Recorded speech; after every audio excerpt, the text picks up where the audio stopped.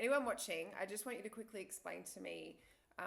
You've just received last year a seed from JustSow for Dare to Drift, which is your project. Yep. Can you tell me a little bit about Dare to Drift? What is it?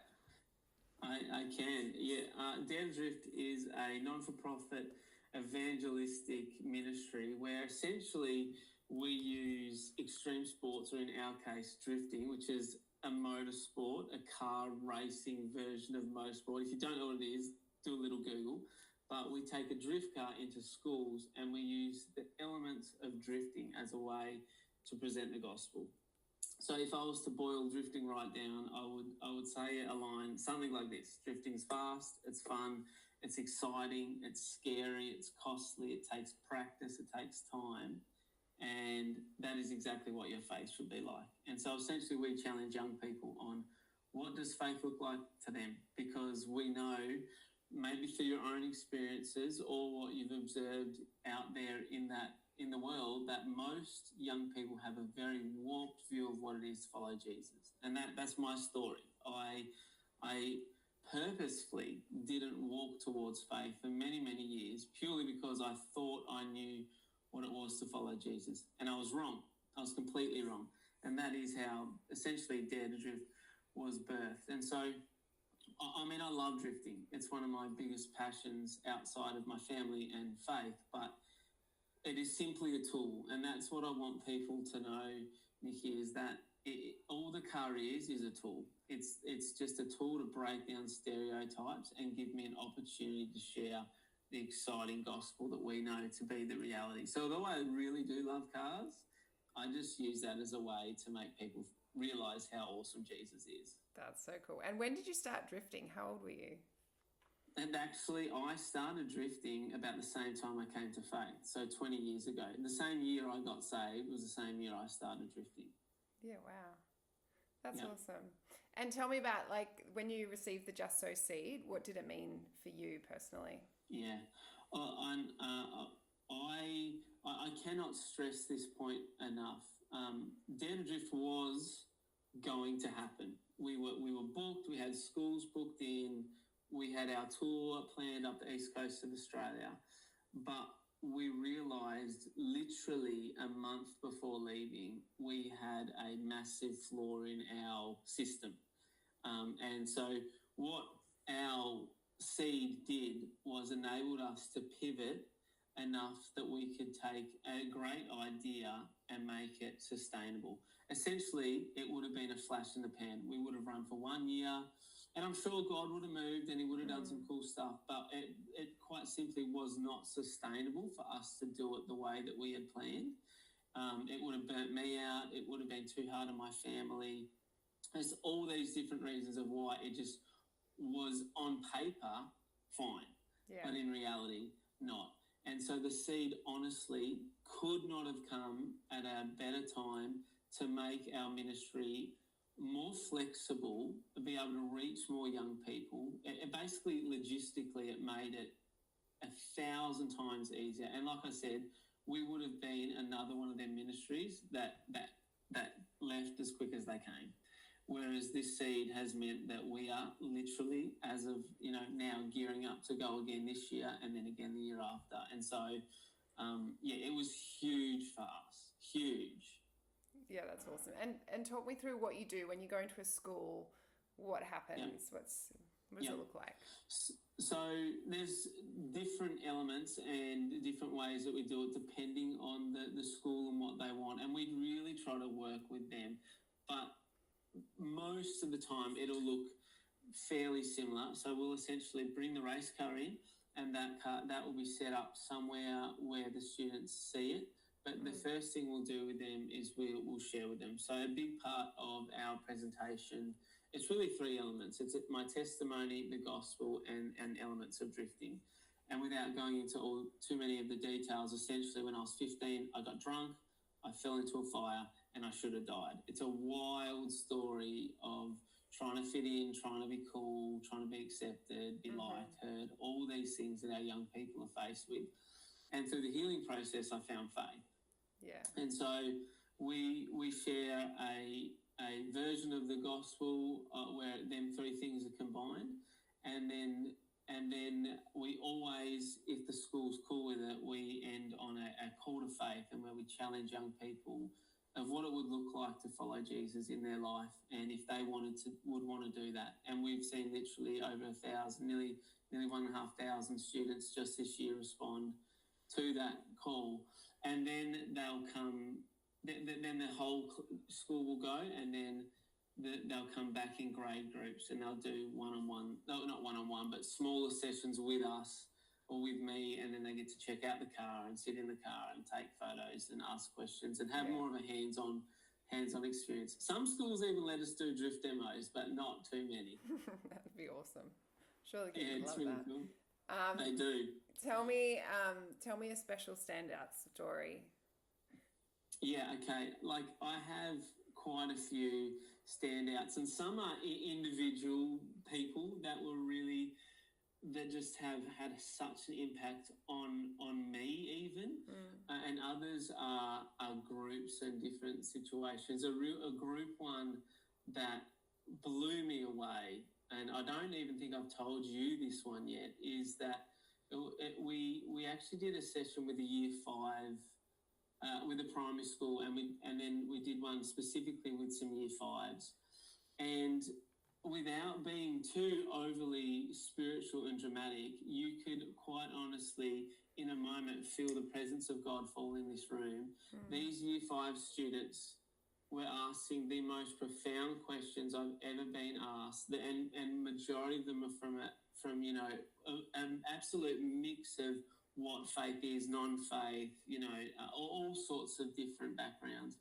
And I was able to pray with a bunch of students to receive Jesus for the first time, to really unpack, I suppose, and without going into too much details, what a real faith would look like for them. And these are year 5 students that are really coming into some of the most pivotal years of their life. We've spoken at some schools where principals have said to us, we can do a version of an altar call if we like, but no one will respond. And we've seen almost half of the entire school make a faith-based decision. We've seen teachers respond in them same environments where they put up their hands, where everyone sees it. And a big part of what we feel God's called us to do is when we do any sort of a response, we don't get people to close their eyes. We don't get them to bow their heads. If there's a band, I even get them to stop, because we don't want anyone to feel like they've been emotionally manipulated into making a decision. And I even go so far to say, putting your hand up in this moment is not going to fix all the problems in your life. It's not biblical. That's not what Jesus promises. But he does promise that he'll come do life with you. He does promise that he can turn all things around. And then we say, basically, I literally say, with every eye open and everyone looking around, who wants to live with Jesus? Who wants to decide right now? And we see hundreds of hands. Like I said, in that school, almost half of the students responded. I got to speak at a school, and at the end had an amazing conversation with a young Muslim who went to a faith-based school, a Christian school, but his parents were Muslims. And we had a phenomenal conversation about who Jesus is and what that looks like for him, and some of the real implications of what it would mean for him to follow Jesus. So that was a pretty raw and real conversation. I got to do a session with a young boy named Spencer. He had a really serious disability, and one of the side effects of his disability is he could only see about 2 inches in front of him. And so he was super shy, super timid, and it took us about 30 to 40 minutes to get him to pluck up enough courage to sit on his aide's lap inside the car. And it was a really special moment, and I got super emotional seeing him and being around him. And it was a little bit awkward because I had to get up and then speak to the whole school 2 seconds after that. But I ended up going away for a work trip and came back, and I had on my desk this card from Spencer. It was a drawing of him and a drawing of the car and a written letter that the aide had written out from him, though, talking about how special it made him feel and how cool he thought it was that we do what we do. There's heaps of other stories that I could say. In Singleton, we went to this school that was Singleton. The area is like a real mining sort of area, Yeah. and so families come and go, and the school had even said like they just find it really hard to break through some of that. It's almost like this spiritual wall, and you could feel it being there. Yeah. And again, there was this really distinct moment where you could just feel something broke in the spirit. And in that school, I don't have the numbers in front of me, but it was a significant amount of students that responded, and the teachers could not believe the students that did respond. And I can't stress it enough, Nikki. Like when I say respond, it really is not an emotional spot. Yeah. It's not like it is 100% like the Holy Spirit doing His thing, and young people are because we talk a lot about taking risks. Our whole spiel is basically I took a bad risk and it didn't work out, but not all risks are bad. In fact, there's heaps of great risks to take in life, and Jesus is the best risk that you can take. And so it's on that platform in which we're saying, do you want to take a risk on Jesus? And like I said, in this school in Singleton, we've seen heaps of responses, and the teachers came up to me afterwards in tears saying, we cannot believe the students that responded, and they responded in a way like that, which was so bold. Yeah.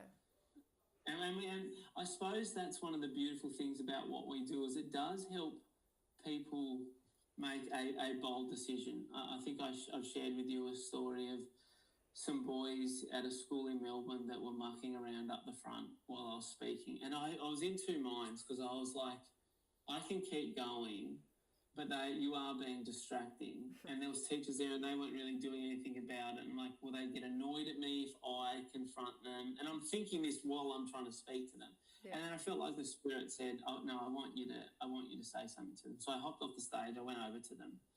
And I stood in front of them. I didn't use the microphone or anything. And I just said, hey, boys, like, I just want you to know that I'm here because of you. I'm here because I believe in you. And I was you. I thought I knew what it was to follow Jesus, and that it was dumb, and I went through a bit of that script. Yeah. They ended up listening really well, but the most exciting part about it was, again, at the end when we went to do the response, all three of them stood up in front of all of their peers. Everyone could see, and I've done youth ministry for long enough that I can tell when a young person's doing something because they think it's funny, or when they're being genuine. And these boys were really just, the Holy Spirit did what only He can do, and I got to have an awesome chat with them afterwards. And I mean, I know I'm just rambling here, but I would say. Don't, for whoever's watching, don't let the fact that it's a car thing make you think this is only guys. I've had so many conversations with girls where it's been just as impactful for them, because what you've got to remember is the car is a tool. It's all it has to do is break a stereotype inside someone's mind. Yeah. When they think pastor's coming to speak, they've already put me in this little box. And when they see this race car, which it looks pretty race car-y, like it's a full-on race car, something in their mind shifts where they go, hang on, that's not what I expected. And that is all it needs to do. Yeah. Like, if it does more, great. But if that's all it does, it's perfect. So it's not a gender thing. It's not about girls don't like cars and only boys do. It's actually just, it's a tool to break down a stereotype, to help someone hopefully at least take a small step towards faith. But the truth is, heaps of girls love it. And they think it's so cool to get in the car and take some photos. And they might not want to go do it, but they still actually think it's really cool. They think it's cool. Yeah. I would have thought One girl actually nearly burnt down their basketball stadium because we actually brought the car into the school and into the stadium, and she hopped in, and I changed how we do it after this. So like, let that be your risk assessment. But I started the car and I said, I'll give it a little rev.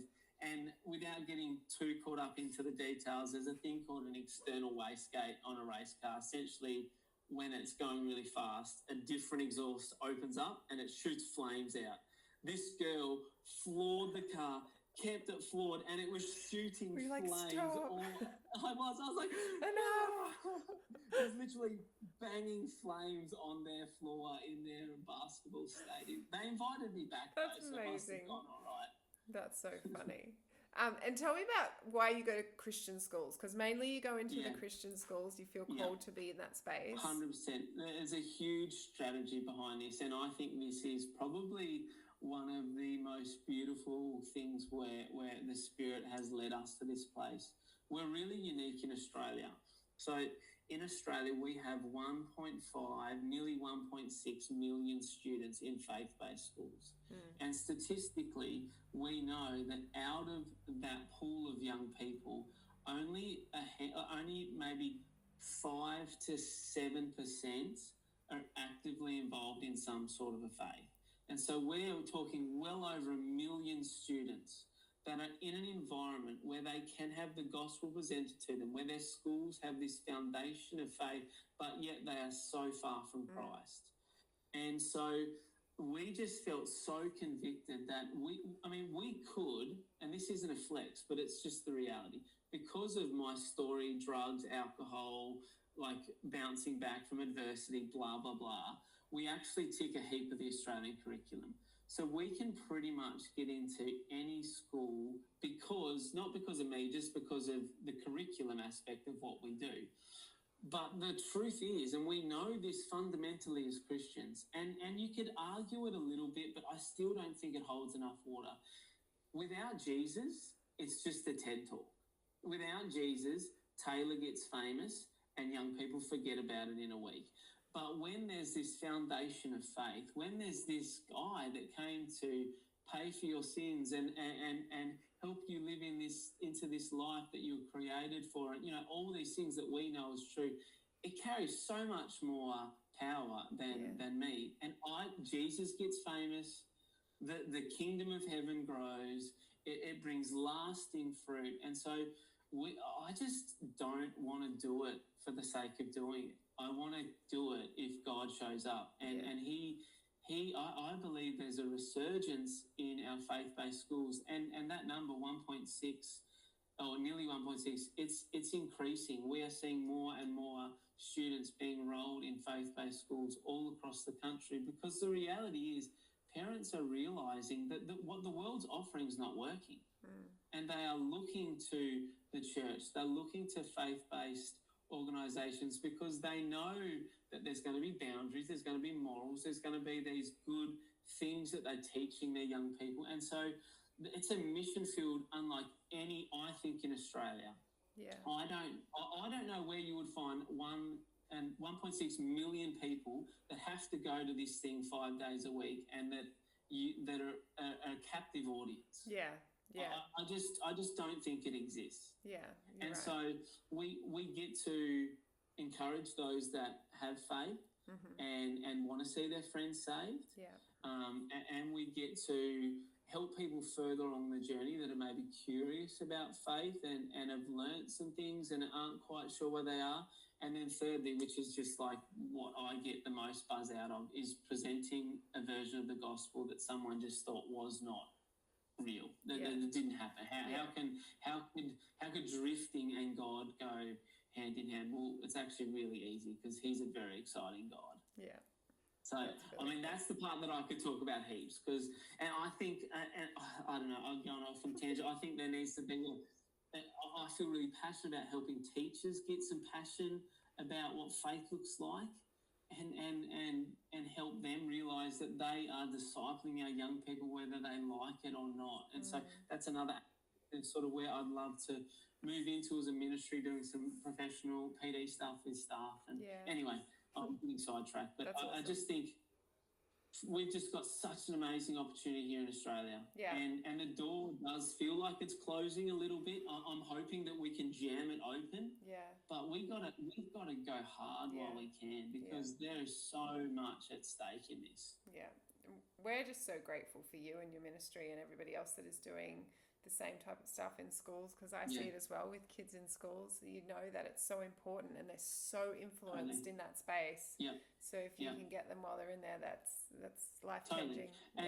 And we know statistically, if a young person makes a decision before they are, I think it's 17, the chances of them sticking their faith out are hugely increased. Yeah.